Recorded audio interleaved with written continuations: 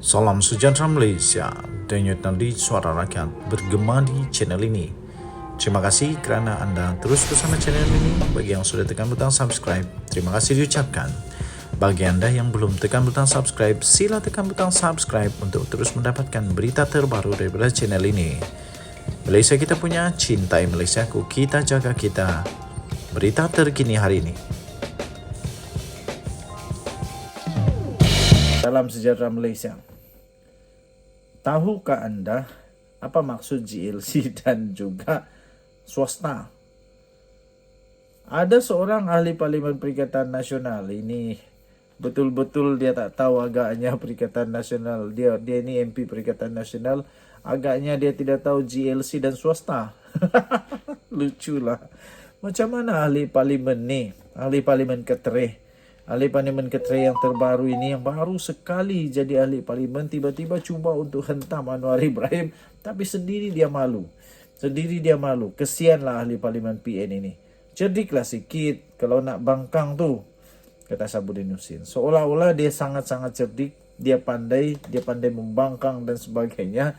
Seolah-olah satu isu yang besar, seolah-olah dia hebat lah, dia tahu, dia ungkit semua, dia cuba untuk kata jijik lah, jijik perbuatan Anwar ini dia kata.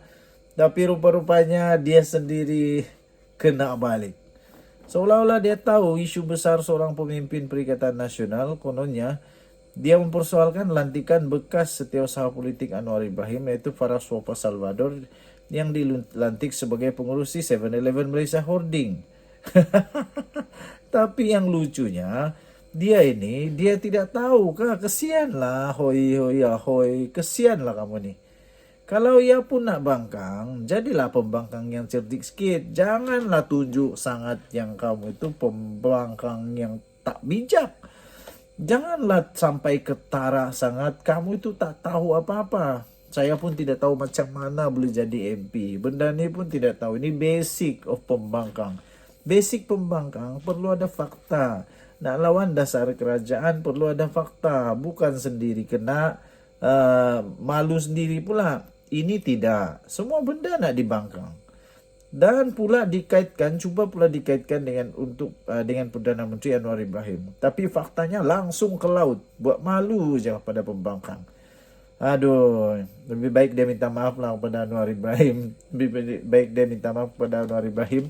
Sebab yang dia bangkang ni langsung tak ada kena mengena. Kamu tahu tak, wahai pembangkang dari Ketereh? Kamu tahu tak apa masalahnya Faras dilantik sebagai pengurus 7-Eleven? Kamu cuba beritahu apa masalah dia. Yang dia dilantik ini sebuah syarikat swasta, cik. Pakcik. Oh, pakcik. Yang dia dilantik ini syarikat swasta. Tiada pernah mengena dengan kerajaan. Jadi apa masalah dia? Luculah kamu ni, pakcik. Syarikat tersebut bukan juga sebuah GLC atau syarikat yang ada kaitan dengan kerajaan. Yang melantik Faras itu syarikat terbabit dan bukan Anwar Ibrahim. Jadi kenapa Anwar juga yang salah? Aduh, Anwar juga yang salah. Yang melantik Faras itu syarikat terbabit, syarikat 7-Eleven, bukan kerajaan. Lain kalau GLC. Ini bukan GLC, pakcik. Lain kali baca dulu. Aduh, ini sekarang memalukan MP saja. Nanti seluruh dunia tahu MP Malaysia ini tak cerdik.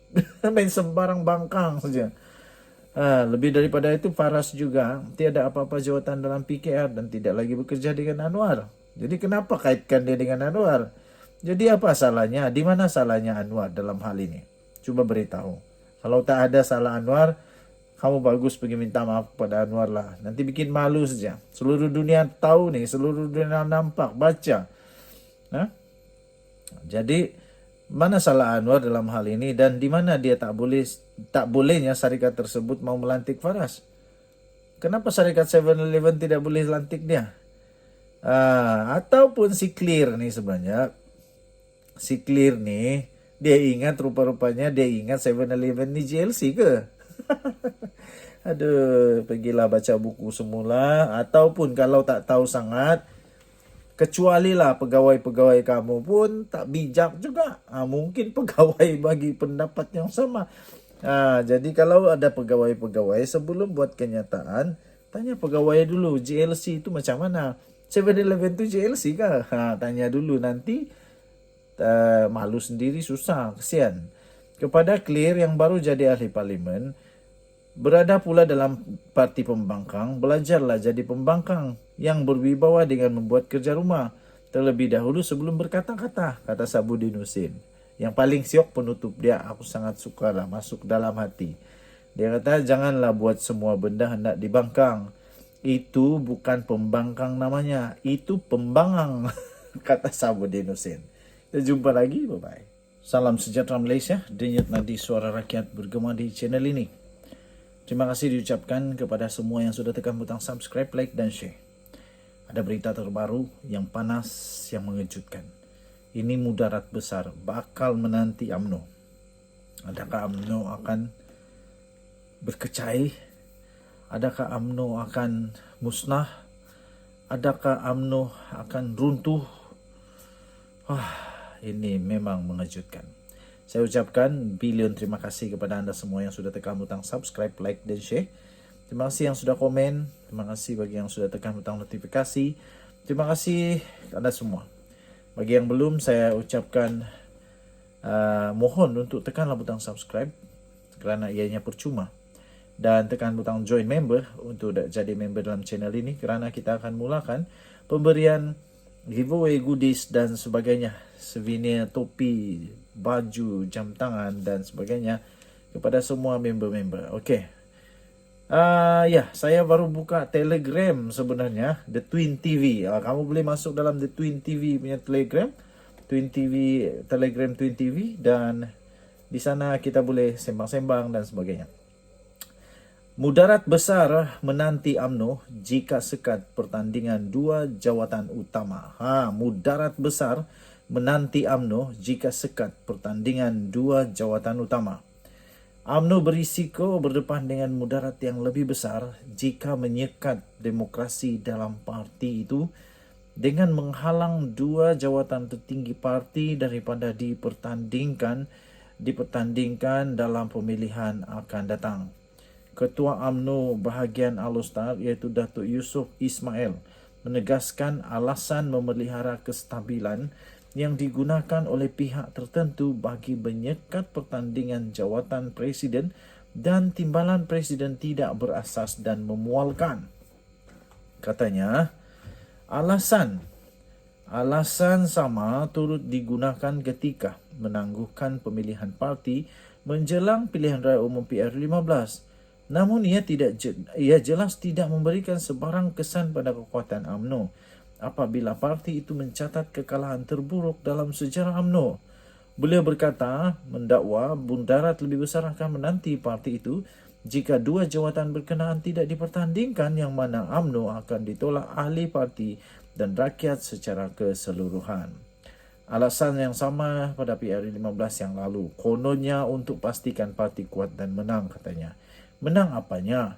Kalah teruk lagi ada, katanya lagi. Paling teruk dalam sejarah. Hanya 26 kerusi saja. Berbanding 54 kerusi pada PRU14 yang lalu, katanya. Paling tidak sebelum PRU15, UMNO dikuasai oleh kerajaan. UMNO Perdana Menteri pergi desak PRU15 diadakan atas alasan kestabilan. Sudahnya lagi porak-poranda, katanya. Sekarang nak sekat demokrasi dengan alasan kestabilan lagi, katanya lagi. Hanya yang gila kuasa dan kemaruk jawatan serta kepentingan saja tak tahu malu guna alasan konon suci macam ini. Katanya dalam satu kenyataan di Facebook pada hari ini. Menjelang pemilihan UMNO yang perlu dilaksanakan sebelum pertengahan tahun ini, beberapa pimpinan parti tampil mendesak supaya jawatan presiden dan timbalan presiden tidak dipertandingkan untuk menjaga kestabilan. Ada juga pimpinan berpendapat pertandingan 2 jawatan itu berisiko menjejaskan kestabilan kerajaan, khususnya jika Datuk Seri Dr. Ahmad Zahid Hamidi gagal mempertahankan jawatan Presiden UMNO. Pada masa yang sama, beberapa pemimpin lain mendesak pula proses demokrasi dan pemilihan dalam parti yang memerlukan pembaharuan selepas kekalahan teruk dalam PRU15. Sementara itu, Ketua Bahagian UMNO Bandar Tun Razak Datuk Rizalman Mokhtar menegaskan sekatan atau halangan untuk bertanding khususnya bagi jawatan tertinggi parti akan menafikan suara dan kemahuan perwakilan akar umbi dalam memilih pemimpin yang dirasakan mampu memulihkan imej UMNO di mata rakyat. Selain itu, katanya lagi, perebutan jawatan Presiden UMNO memberi peluang kepada Ahmad Zahid Hamidi untuk membuktikan sokongan dan keabsahan yang dimilikinya, sekaligus mampu memimpin parti dengan lebih baik.